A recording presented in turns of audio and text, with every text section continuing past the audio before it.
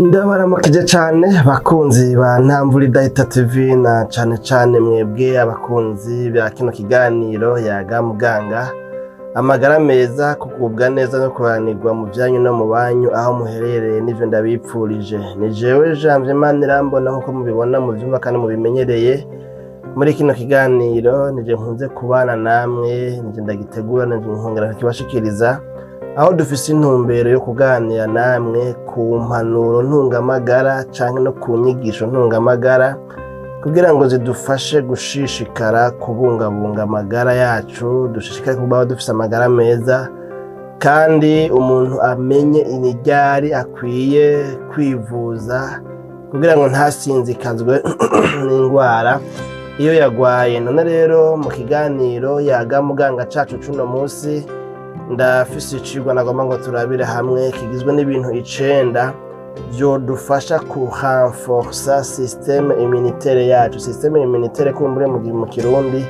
ni abasirikare bagwanira umubiri wacu kugira ngo ntusinzikazwe canke ntiwandure indwara.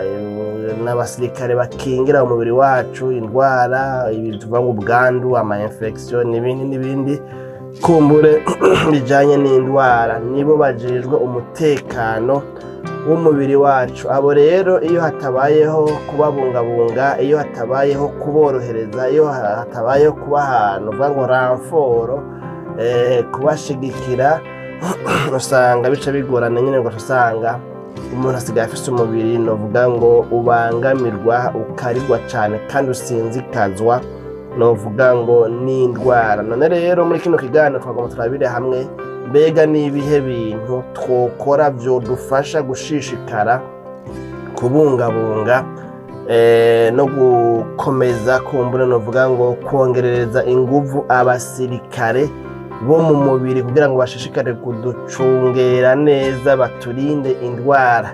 Ingene bigenda mécanisme de défense ya système immunitaire ingene bimeze n'ingene bikora ntavyo duhava tuzamwo, mugabo nagomba ndakubwire bino bintu 9 tugomba turabire hamwe.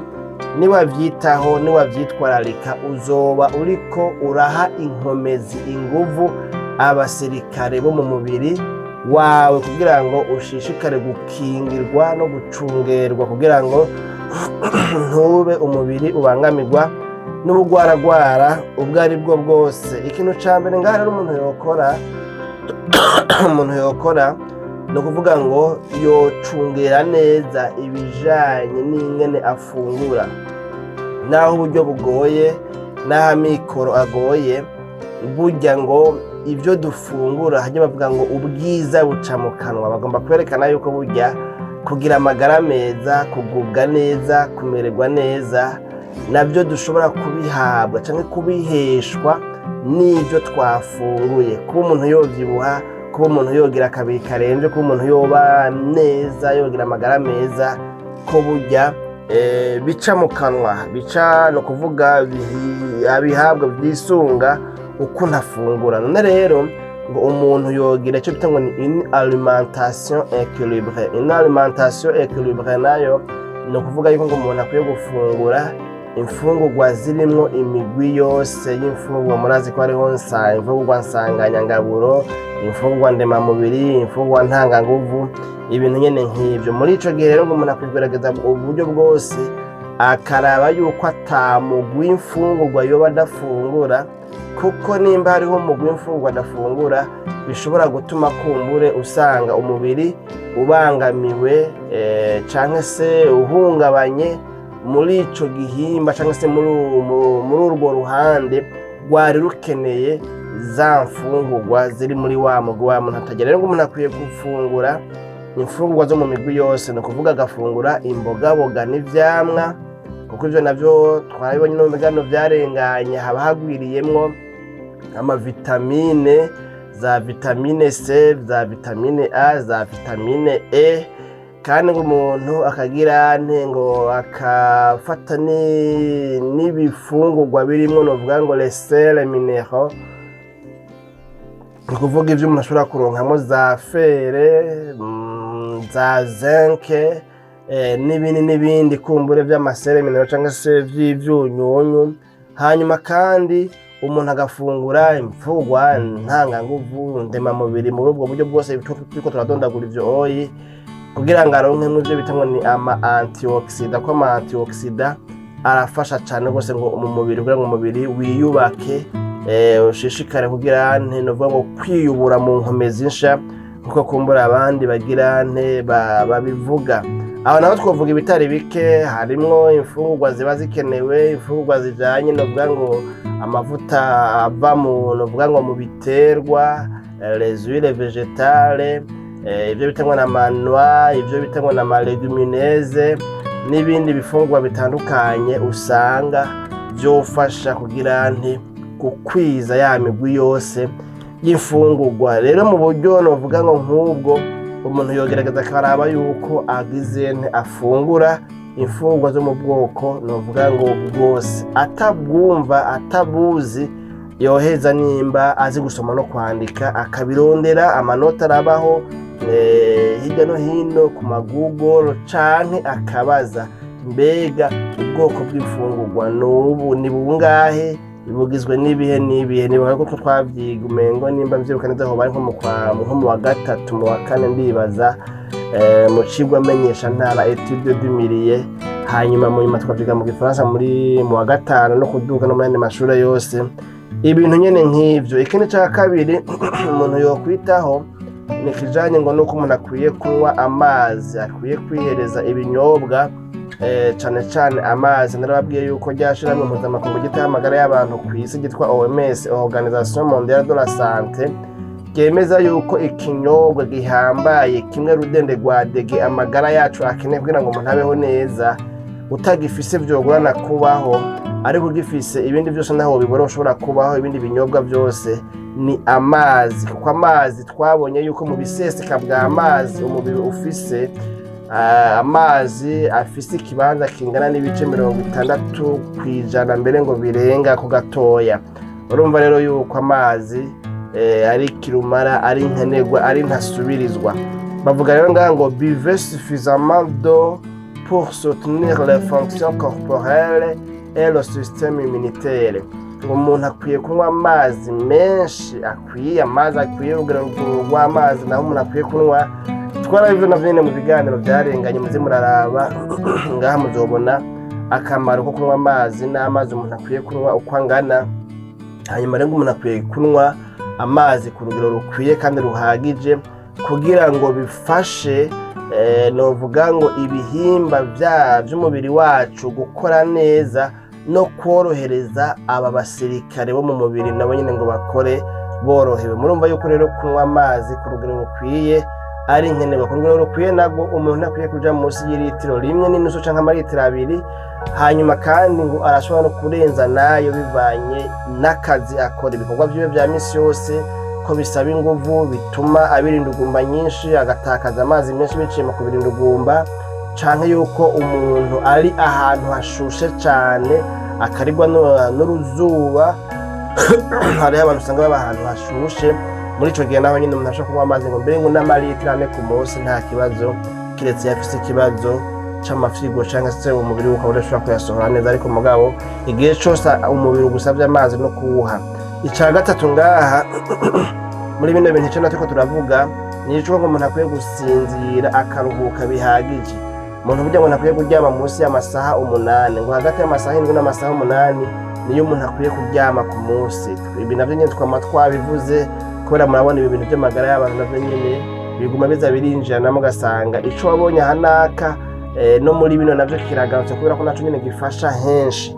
Rero kuryama umuntu akaruhuka ni nkenerwa cane, kuko ngo niho ubwonko busubira bugakora neza bukaruhuka bukiyubaka, hanyuma ngo hakaba gusubira kumemoriza neza rero ivyo wabonye, ivyo waciyemwo, ayo makuru yose y'ivyo waciyemwo akibika neza kugira ngo ubashe kuvyibuka ibintu nyene nk'ivyo. Rero itiro naryo nyene ni nkenerwa mu bintu vyotuma umuntu yorohereza abasirikare biwe mu mubiri kugira ngo bagire bakore neza. Ica kane kumbure ni icuko umuntu bakwiye gushira imbere imyimenyerezo nonoramitsi canke imyimenyerezo ngororamubiri, kuvuga siporo canke activité physique. Ivyo navyo nyene tumaze imisi tubivuga ko yuko mu by'ukuri naho imyanya usanga yagoranye bivanye n'akazi ka misi yose, ariko yuko siporo ari ikintu nkenerwa cane ku magara yacu, kandi ko siporo iriko iravugwa atari mpaka ngo umuntu yiruka ibirometero 5 ku munsi abe nka nkazamyame canke se nka Francine niyo nsaba, ariko yuko umuntu ashobora kugira siporo marche, akagira marche iminota 30 akava nko ngaha akagenda iyo kuri gare n'amaguru akongera akagaruka, canke agafata iminota 30 mu gatondo canke yagodotse akagira agasiporo kugira ngo imitsi agorora imitsi, binabaye ngombwa mbere abirinde ugumba umubiri usohora imicafu biciye mu cuya cyangwa se mu ndugumba, ibintu nyene nk'ivyo. Gutyo rero umubiri urahumeka kandi bigatuma novuga ngo abasirikare bo mu mubiri nabo nyene ngo boroherwa cane. Rero ikindi naco baca biyongera n'imbaraga zo gushishikarizwa n'inkomezi, ubushobozi bwo kugwanira umubiri wacu. Ikindi kintu naco ngo gikenewe cane ni ikintu ca gestion du stress, nayo nyene turamaze kubivuga ko ibi twita ngo ni uruhagarara mu Kirundi, yuko iyi stress rero nayo nyene ngiri mu bintu bibangamira amagara yacu iyo bidaciye bitorerwa umuti. Ngo iyo umuntu akamenya ingene ashobora kugera lo stress, twarakoze uheruka ikiganiro kivuga ku kungene twogira ntitwojera lo stress, twogenzura, twokontorora, twashobora gutsinda canke kunesha uruhagarara. Rero ngo kujera, kugenzura, gukontorora, gushingira karimbi ikintu citwa uruhagarara.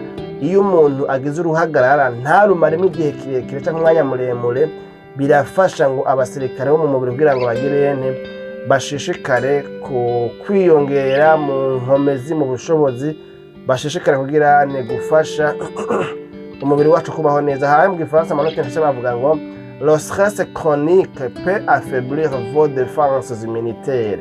Iyo umuntu agize uruhagarara ngo rumaze igihe kirekire rutaratorerwa inyishu, rutarahera, ngo ivyo birashobora kugira kugabanya cyangwa se guhindura goyigoyi abasirikare bo mu mubiri wacu. Kubw'iyo mpamvu rero bavuga ngo essayez des techniques de relaxation pour maintenir votre bien-être mental. Akavuga rero ngo umuntu akwiye kugerageza ubuhinga bwose, imikenyero yose, imitwe yose kugira ngo agire ashobore kugwanya iyo stress cyangwa se uruhagarara, kugira ngo bitume agira amagara meza yo mu mutwe, santé mentale. Igikurikirana naco ngaha kivuga yuko umuntu mu ntumbero yo kongereza inguvu abasirikare bo mu mubiri akwiye kwirinda cyane ikintu citwa itabi. Gutumura agatabi ni ikosa rikomeye cyane rwose rishobora kugira gukwegera umubiri wacu. Ngaba bavuga ngo le tabagisme nuit à la capacité de votre corps à combattre les infections et affaiblir votre système immunitaire. Ngo ukunywa itabi kuragira kurankiriza, kuraburizamwo ubushobozi bw'umubiri wacu usanganwe bwo kugwanya ubwandu, ama infection no kuvuga. Kandi ngo ivyo byo kunywa itabi nyene, gutumbura agatabi, ngo biragira biracikisha goyigoyi abasirikare basanzwe bagwanira umubiri wacu. Kandi tudafise igisirikare gikomeye cane, murumva yuko umutekano wacu w'amagara yacu utaba wifashe neza, dushobora guhungabana umwanya wari wo wose. Niyo mpamvu muri kino kiganiro yaga muganga cacu tuno munsi tuko turavuga kuri bino bintu vyodufasha kugira ku renforcer système immunitaire yacu, abasirikare bo mu mubiri wacu. Hanyuma hari ibindi kumbure umuntu yokora, n'ivyuko ngo burya ngo kota akazuba, kandi akeka ko hari nari izuba ryo mu gatondo ngo biragira izuba canke mu izuba hamwe n'umuco, ngo biragira birongereza vitamine D. Hanyuma kandi ico gihe uraheza biragira bigafasha novuga ngo umubiri wacu kubaho neza. Rero urumva yuko hariho na vitamine dukura mu kwota akazuba, novuga ngo n'umuco naturel, umuco atari umuco w'amatara, ibintu nyene nk'ivyo. Nuko rero bakunzi ba kino kiganiro yaga muganga, mu kanya naho tugomba tugarukize kino kiganiro cacu dusozerana uvuga ko ku kintu ca nyuma, aricyo kintu ca nyuma kitubwira yuko mu ntumbero kugira ngo twongerereze inguvu canke ubushobozi abasirikare bakingira umutekano umubiri wacu, dukwiye kongereza isuku, dukwiye kugira isuku ryinshi. Bivuzwe gutyo rero bigomba kuvuga yuko isuku rikenewe, kuko hatabaye isuku hacabaho indwara z'isuku rike zizanduruka ziterwa no kugira isuku rike. Muri ico gihe rero tukaba twoca turwara indwara zishobora kugira ni kwa feblisa, kubangamira abasirikare bacu mu mubiri. Ngaha bavuga ngo maintenir de bonnes pratiques d'hygiène pour limiter l'exposition aux microbes et aux virus, particulièrement chez les enfants. Nuko rero ngaha rero umuntu bakabwira nti kugumana isuku mu buryo bwose bushoboka kugira ngo bikunde agire nte agabanye canke mbere amaribikanye, novuga ngo ibijanye n'ubwandu bw'indwara ziterwa canke zikomoka kw'isuku rike, gutyo kugira ngo bishishikare gutuma abasirikare bacu mu mubiri badahungabanywa n'iki canke kiriya. None rero nuko bakunzi bayaga muganga, ikiganiro cyacu c'amagara y'abantu cuno munsi turabashimiye cyane kuba mwabanye natwe, mwateramanye natwe kuva mu ntango ya kino kiganiro gushika aho tugisoreje. Ni bino bintu twari dutumbiriye kubabwira byofasha kongereza inguvu abasirikare bo mu mubiri wacu, kugira ngo umuntu ashishikare kugira amagara meza, kuko hatabayeho inguvu mu bijanye no kwivuna abansi batera umubiri wacu, arizo ndwara, ubwandu n'ibindi byorezo cyangwa se indwara z'ibyaduka, ico gihe urumva ko amagara yacu yobagize ntiyoba ahungabanye. None rero nizere yuko muri ibi byose twadondaguye hariho ibintu wumvise wokongereza kugira ngo bigufashe kuzigama amagara meza, ntuhave novuga ngo usanga ufise abasirikare bo mu mubiri bake canke badashoboye kwivuna umwansi ariwe ndwara canke ubwandu duturemo n'ama infection y'uburyo butandukanye dushobora guhura nayo mu buzima bwacu bwa misi yose. Nuko rero nimwaba mufise ikibazo, turabaye ikaze muri commentaire canke kuri WhatsApp yacu, irahari ngaho mu mwidondoro w'iyi video canke se mu mwidondoro wa runo rubuga. Ibisigaye navyo naho ubutaha mu kiganiro yaga muganga c'ubutaha canke mu bindi biganiro nsanzwe ndabashikiriza ngaho kuri runo rubuga. Mwebwe bashasha mwiyabonesha kugira ngo mushishikare kuronka notification ibabwira ko twashize ko video, iyo bitagoranye ngo kumbure habeho intambamye izi na ziriya. Buri munsi dushira ko video zitari munsi ya 2. Murumva yuko iyo heze nk'indwi yose utazibonye, ni hahandi usanga tuguma tuvuga ngo ibi twarabivuze mugabo kabutazi ahantu ushobora kubirondera. None rero turabaha ikaze mwiyaboneshe, gutyo dushishikare kwigira hamwe, guhanurana mu biganiro bitandukanye, byaba ivy'iyobokamana n'ivy'amagara y'abantu n'utundi. Naho ubutaha.